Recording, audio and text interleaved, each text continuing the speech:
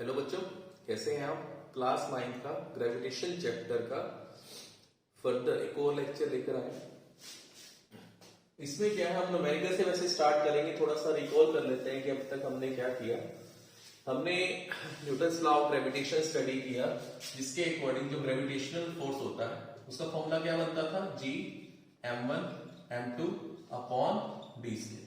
मतलब दो ऑब्जेक्ट जो है वो d डिस्टेंस अपार्ट है, उनके बीच में एक फोर्स ऑफ अट्रैक्शन लग रहा है और उसका फॉर्मूला क्या था, G m1 m2 divide by d square.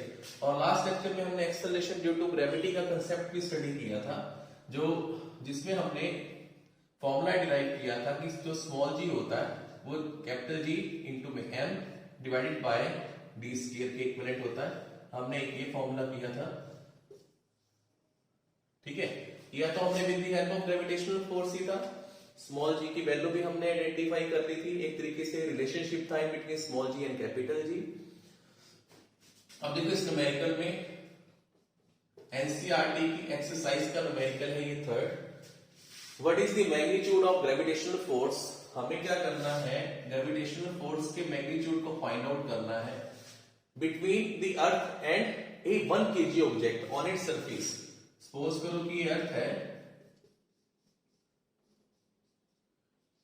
अर्थ के सरफेस पर, इसे तो सेंटर हो गया, सरफेस पर एक ऑब्जेक्ट रखा है और उसका मास कितना है 1 kg, ठीक है। इसका मास कितना है 1 kg और अर्थ का मास सपोज करो वो तो कैपिटल M है हमारे पास।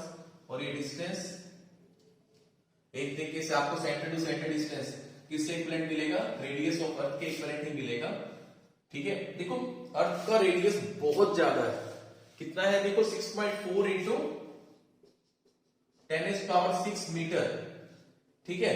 अगर मान लो ऑब्जेक्ट, मेरी हाइट कितनी होगी इन टर्म्स ऑफ मीटर भी आप देखेंगे तो 1.5 या 1.6 मीटर आती है, तो उसका अगर आप हाफ करोगे वो उसके रेडियस के मुकाबले जो है वो नेग्लिजिबल होता है, वो हाइट रेडियस के मुकाबले, अर्थ के रेडियस के मुकाबले, इसलिए वो काउंटेबल ही नहीं होती।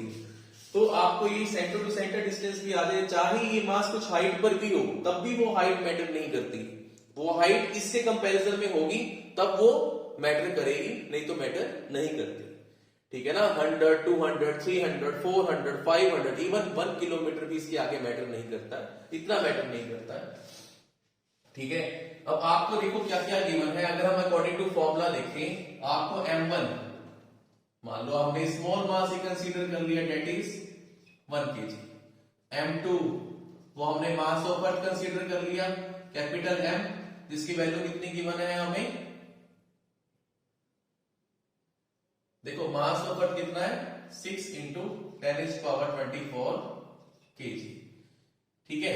और डिस्टेंस हम देखो क्या कंसीडर करेंगे, यहां से अगर मैं इसका सेंटर डिस्टेंस लूंगा तो वो किसके इक्वल आएगा, अभी आपको बताया वो रेडियस के इक्वल ही आएगा, क्योंकि रेडियस अर्थ की बहुत ज्यादा है in comparison to mass height, ठीक है। जो हमने ये मास पिक किया उसकी हाइट के मुकाबले अर्थ की रेडियस बहुत ज्यादा है, तो ये हाइट मतलब यहां से यहां तक की हाइट जो है वो मैटर नहीं करती, ठीक है।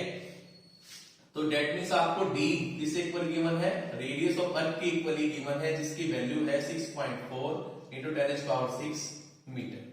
अब हमने क्या करना है, इस फॉर्मूले में पुट करना है, मतलब f ऑफ g मेरे पास कन्वर्ट हो गया g, ठीक है, इंटू में स्मॉल m इंटू में capital M divided by r e square.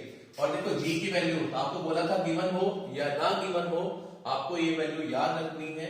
ये वैल्यू किससे इक्विवेलेंट होती है हमारे पास 6.67 इंटू में 10⁻⁻11 न्यूटन मीटर स्क्वायर पर केजी स्क्वायर। तो ये वैल्यू सारी पुट कर दो, 6.67 इंटू में 10⁻⁻11, स्मॉल m की जगह आप 1 पुट करो और मास ऑफ अर्थ की जगह 6 इंटू में 10⁻24 पुट करेंगे, रेडियस 6.4 इंटू में 10⁻6, 6.4 इंटू में 10�6, क्योंकि स्केयर है तो हमने 2 बार लिख दिया इसे। जब आप इसे सारे कंप्लीट को सॉल्व करेंगे तो हमारे पास जो फाइनल रिजल्ट आएगा वो 9.8 न्यूटन आ जाएगा। इसे सॉल्व करके जो ग्रेविटेशन फोर्स की वैल्यू आएगी वो 9.8 न्यूटन के इक्विवेलेंट आ जाएगी, जब हम इसे कंप्लीट सॉल्व कर लेंगे, ठीक है। यहां तक इजी था ये वन। इसे पॉज करके नोट डाउन करो, फिर आगे मूव करते हैं।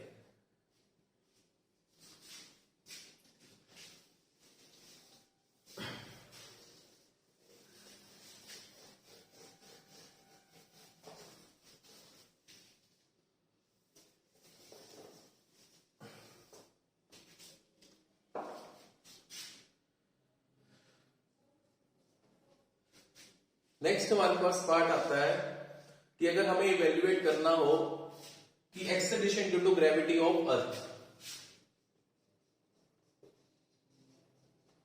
Acceleration due to gravity of earth, वो हमें कैलकुलेट करना है। जनरली क्या होता है, कई बार न्यूमेरिकल में भी आ जाता है कि find out the acceleration due to gravity of earth. आपको मास ऑफ अर्थ गिवन होगा, रेडियस ऑफ अर्थ गिवन होगा और आपको वो कैलकुलेट करना होगा। ठीक है, तो हमारे पास देखो हम ये कर चुके हैं, हमने जी की वैल्यू आइडेंटिफाई की थी, जी इंटू में M divided by D square. D क्या होता था, डिस्टेंस बिटवीन टू मासेस होता था। अब इसमें भी हम यही यूज करेंगे कि जो दूसरा मास प्लेस्ड है वो कहां पर प्लेस्ड है, हमारे पास सरफेस ऑफ अर्थ के ऊपर प्लेस्ड है। ठीक है ना, आप उसे हाइट पर भी रखोगे। अब मैंने आपको पहले ही बताया कि वो हाइट मैटर नहीं करती in comparison to radius of अर्थ।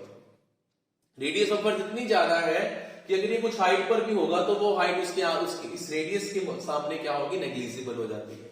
ठीक है, अब मुझे क्या निकालना है, acceleration due to gravity of earth निकालना है जी। तो यूनिवर्सल ग्रेविटेशन कांस्टेंट है, इसकी वैल्यू कभी भी चेंज नहीं होती है। ठीक है, यहां मास, ये क्या होता है, हैवी, जो लार्जर मास है, जो दूसरे मास को अपनी तरफ अट्रैक्ट कर रहा है। अब हम उसको क्या कह रहे हैं, अर्थ कह रहे हैं। ठीक है, तो ये मास ऑफ अर्थ हो गया, मतलब हमने एम को यहां पर रिप्लेस कर दिया है मास ऑफ अर्थ से।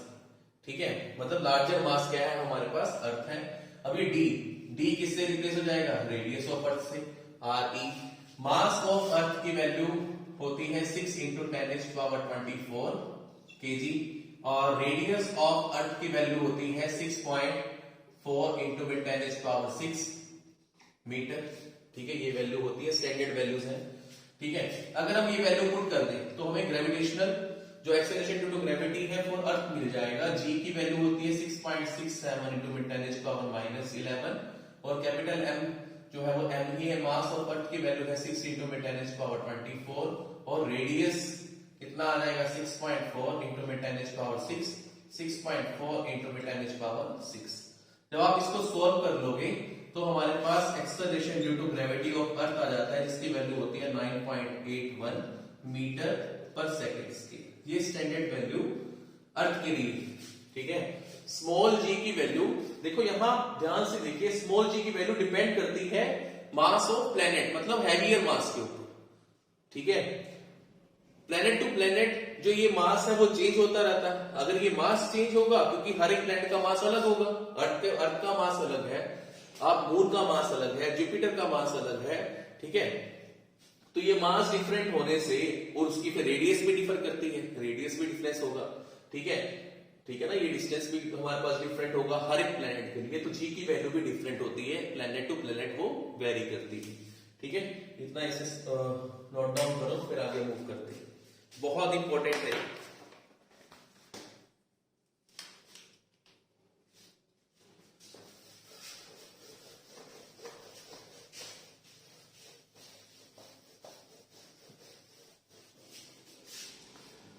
उसके बाद हम करते हैं, हमारे पास आता है difference between acceleration due to gravity. Final exam point of view से इंपॉर्टेंट है कि आ जाता है कि difference between acceleration due to gravity and universal gravitational constant. सबसे पहले डेफिनेशन से इसे डिफाइन ही कर लो। क्या एक्सेलरेशन ड्यू टू ग्रेविटी की हमने डेफिनेशन क्या किया कि every object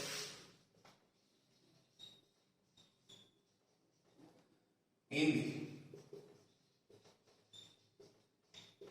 Earth's atmosphere is attracted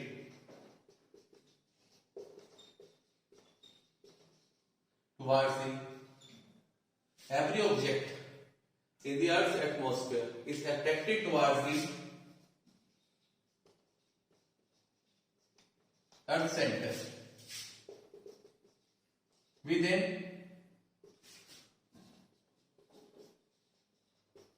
acceleration known as acceleration due to gravity. कोई भी ऑब्जेक्ट अगर अर्थ के एटमॉस्फेयर में है तो वो हमेशा कहां अट्रैक्ट होता है, अर्थ के सेंटर की तरफ, और एक एक्सेलरेशन से आता है। उस एक्सेलरेशन को हम क्या बोलते हैं?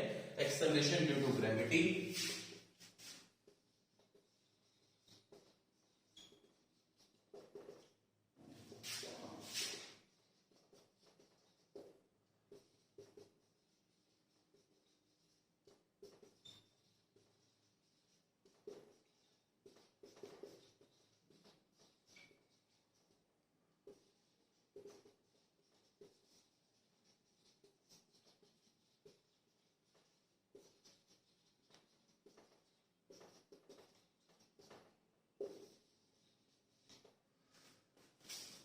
यूनिवर्सल ग्रेविटेशन कांस्टेंट में हम कह सकते हैं कि इस पूरे यूनिवर्स में कोई भी जो ऑब्जेक्ट होगा वो दूसरे ऑब्जेक्ट को अपनी तरफ अट्रैक्ट करेगा, ठीक है, या दोनों ही अट्रैक्टिव फोर्स लगाते हैं, ठीक है, और उस फोर्स का नाम क्या है? Gravitational force.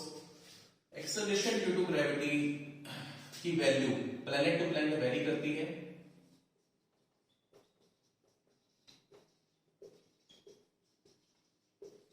Not constant, vary from planet to planet. Planet to planet ये क्या करती है? वेरी करती है, ठीक है। और universal gravitational constant, it's value remains constant everywhere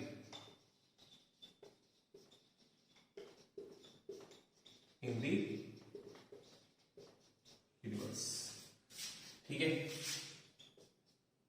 आप इसकी वैल्यू देखो, acceleration due to gravity for earth 9.8 metre per second square हम क्लिक कर सकते हैं, और इसकी जी की वैल्यू जो होती है वो 6.67 इंटू 10⁻⁻11 न्यूटन मीटर स्क्वायर पर केजी स्क्वायर हम क्लिक करते हैं। और रिलेशन अगर पूछा जाए तो जी का रिलेशन क्या होता है कैपिटल जी के साथ? GM divided by BC। ये रिलेशन हम पुट करते हैं to find out the value of small G. Capital G की वैल्यू तो स्टैंडर्ड है, ठीक है ना, उसकी वैल्यू तो स्टैंडर्ड है। स्मॉल जी की value GM divided bye DC के इक्विवेलेंट होती है।